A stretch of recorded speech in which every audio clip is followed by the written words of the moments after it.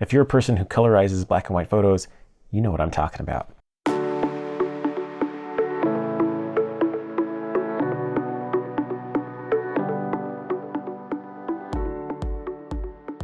Hey, welcome back to the Visual Center. Now I've been talking about neural filters in Photoshop, and today I wanted to show you guys one called Colorize. Now this is a really cool filter, and I'm really excited about this one. A little bit put off at how good it is, just because I did something, I'll show you that here in a second, a while back, and it did a lot better than I did in about 2 seconds. But more on that later. Colorize is a neural filter in Photoshop that'll take a black and white photo and actually colorize it. So Adobe Sensei actually analyzes the pixels in the photograph and determines what colors they should be. Now, again, just like the other filters, it's in beta mode, it's not perfect, but it does an amazing job, especially with skin tones, which is one of the hardest things to colorize. If you're a person who colorizes black and white photos, you know what I'm talking about. Let's jump into Photoshop and let me show you how it works. So here in Photoshop, I have this image, not my image. If you know anything about photo history, you know that this is an amazing image by Dorothea Lange. I'm going to colorize this photo. I'm going to go up to Filter, Neural Filters, and that's going to open up this new window. And again, we have our filters down over here. I'm going to go to Colorize. Let's turn this on. Now I'm getting an error message.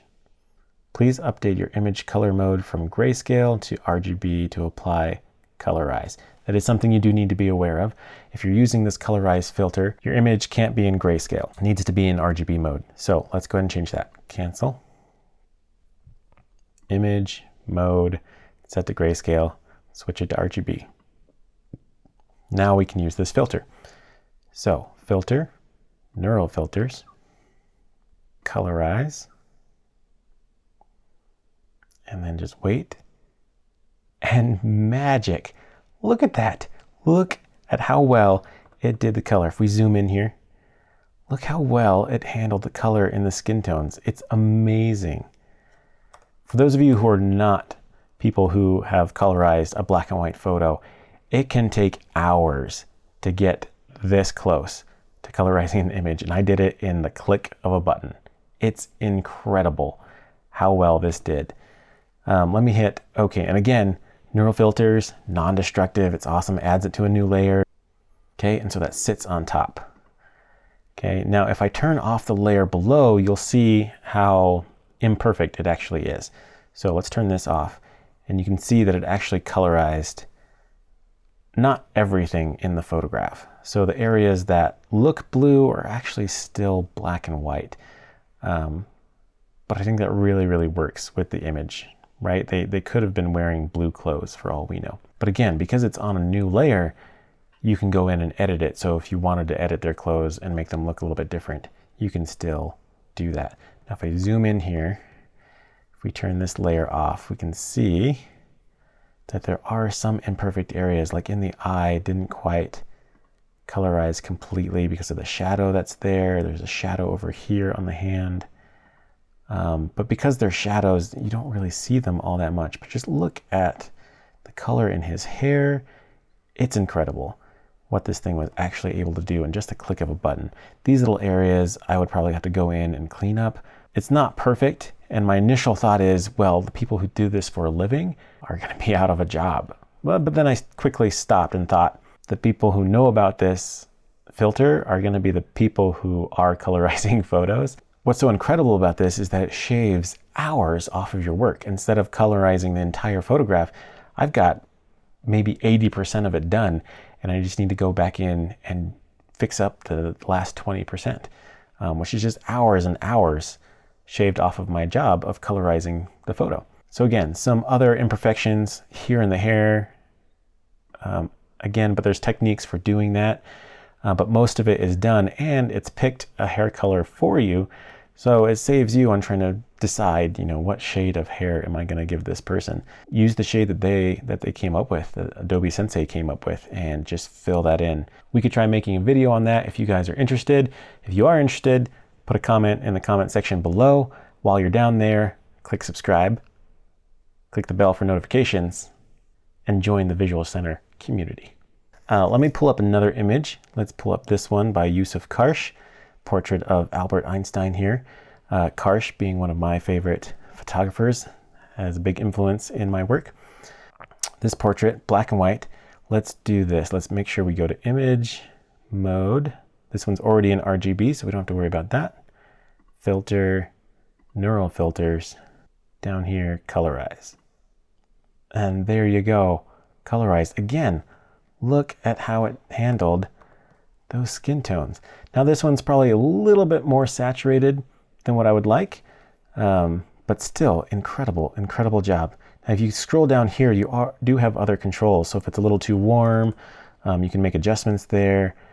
This one does feel a little too warm and a little too saturated. So I can mess with the saturation. I can also mess with the color temperature here. I can make it a little bit cooler in the reds, a little bit cooler in the yellows.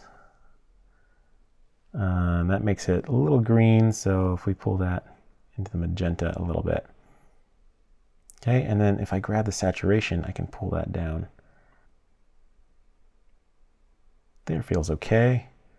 Not perfect. I'd probably spend a lot more time, perfecting this, but just for educational purposes. Let's click OK. And again, adds it to a new layer. If we turn this bottom one off, you'll see there are quite a bit of issues. The back of the hair is still black and white, but I can go in and grab whatever yellow, orange color that they put in here, and I can paint that in to the hair to kind of fill that out. A lot of the clothing is not, and so I could probably pick something there, can finish off the hands. But again, this is probably a couple of hours shaved off of working on this image. Something to be aware of with this tool, like I said, I've been saying it over and over again, but they're not perfect. They don't always do this good of a job, so you do have to take it on a case-by-case basis. Let me show you an example here. I have this image that I pulled from the Library of Congress. This one doesn't colorize as well, so let me go to image mode, make sure it's in RGB mode, filter, neural filter, colorize. Decent job, but not perfect. Bottom half of the image, not colorized at all, but a pretty decent job up here in the skin tones. Again, we can cool that off if you feel like you need to.